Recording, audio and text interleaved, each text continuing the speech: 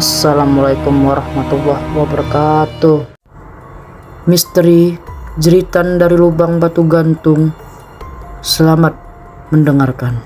Di sebuah desa terpencil di Sumatera Utara terdapat legenda yang dikenal oleh penduduk setempat, yaitu batu gantung. Batu gantung terletak di tepi Danau Toba. Batu ini dipercaya sebagai tempat kutukan. Konon, batu tersebut adalah dulu seorang gadis muda yang berubah menjadi batu karena patah hati.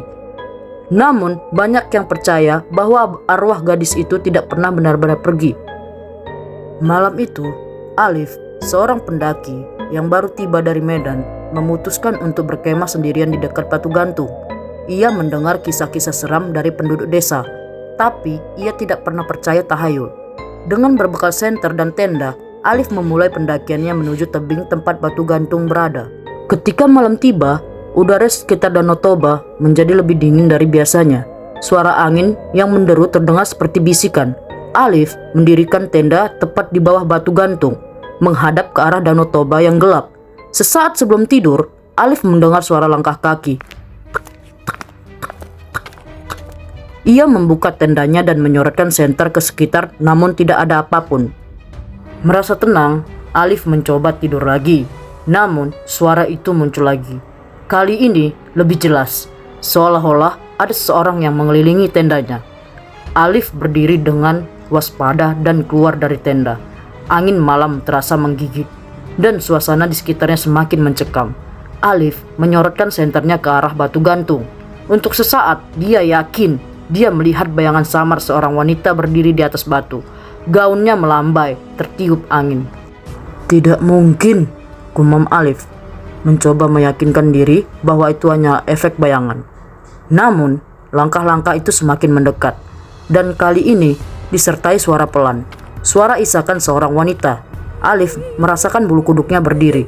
Suara isakan itu semakin keras, seperti sedang meratap dalam kesakitan. Tiba-tiba, senter Alif padam.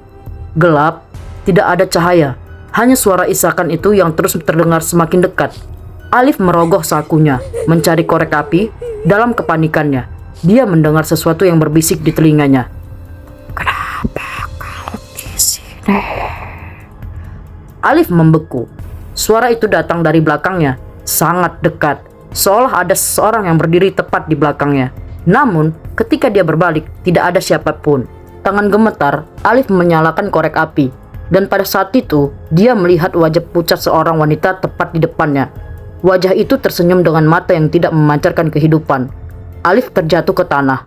Korek apinya padam, dan isakan itu berubah menjadi tawa yang menyeramkan yang menggema di seluruh hutan. Alif mencoba bangkit dan berlari, namun tubuhnya terasa berat. Kembalilah bersamaku. Suara wanita itu berbisik dengan nada mengerikan. Alif menjerit ketakutan dan mulai berlari tanpa arah. Dia tidak peduli lagi pada tendanya atau barang-barangnya. Yang ia tahu hanyalah ia harus menjauh dari tempat itu. Namun, semakin dia berlari, suara langkah kaki di belakangnya semakin kencang, mengejar tanpa henti. Ketika Alif merasa hampir menyerah, dia tersandung dan jatuh ke sebuah lubang kecil yang tersembunyi di bawah tanah. Dalam kegelapan lubang itu, dia bisa mendengar suara wanita tadi. Kali ini lebih lembut, namun penuh dengan ancaman.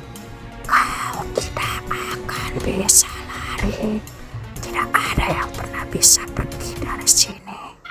Dengan napas tersengal-sengal, Alif merangkak keluar dari lubang itu. Kakinya berdarah kena batu tajam. Ketika dia akhirnya berhasil keluar, dia menyadari sesuatu yang mengerikan. Lubang itu dipenuhi dengan tulang belulang manusia yang sudah lama membusuk. Tidak ada waktu untuk berpikir. Alif berlari sekuat naga, meninggalkan lubang, meninggalkan batu gantung, dan berlari sampai ke desa. Dia tiba di sana dengan tubuh penuh luka, napas terengah-engah, dan wajah pucat. Penduduk desa menemukannya kelelahan, tergeletak di jalan. Ketika penduduk desa mencoba menenangkannya, Alif hanya bisa bergumam, wanita itu, dia ada di sana, di batu gantung. Penduduk desa saling berpandangan, lalu salah satu dari mereka berkata dengan suara pelan, "Sudah kukatakan, jangan pernah mendekati batu gantung saat malam. Arwahnya masih berkeliaran, mencari yang lain untuk menemani penderitaannya. Sekian dan terima kasih."